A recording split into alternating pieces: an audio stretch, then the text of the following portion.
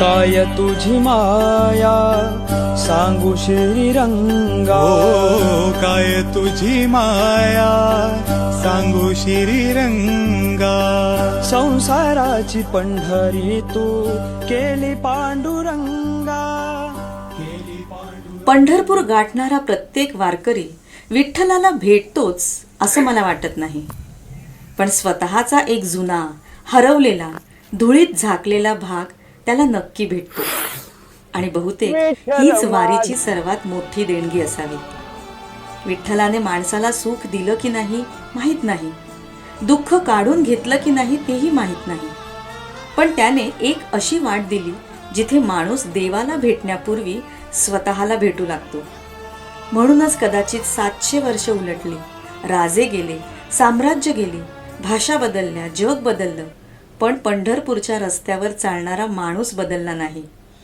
कारण विठ्ठलाने दिलेली सर्वात मोठी गोष्ट बहुतेक दर्शन नव्हे, चालत राहण्याचं कारण असावं. आणि कदाचित म्हणूनच आषाढी एकादशी ही फक्त पंचांगातली तारीख नाही, ती एका दिवसाची नोंद नाही, ती 700 वर्षांपासून अखंड धडधडणाऱ्या विश्वासाचं नाव आहे. त्या दिवशी लाखो माणसं विठ्ठलाला भेटायला निघतात, पण परतताना त्यांच्याकडे विठ्ठलाचं दर्शनच नसतं, स्वतःकडे नव्यानं पाहण्याची दृष्टीही असते. म्हणून मला आषाढी एकादशी हा विठ्ठलाचा उत्सव वाटत नाही, ती माणसाच्या हार न मानणाऱ्या मनाचा उत्सव वाटते. वर्षभर आयुष्य माणसाला तुकड्या तुकड्यांनी तोडत राहतं, एकादशी त्याला पुन्हा एकदा जोडून ठेवते. म्हणूनच वारकरी पंढरपूरला जाऊन हे पाहत नाही की विठ्ठल आजही विटेवर उभा आहे की नाही, तो हे पाहायला जातो की इतकं सगळं हरवल्यानंतरही आपल्यात अजून चालत राहण्या इतकं मन शिल्लक आहे का.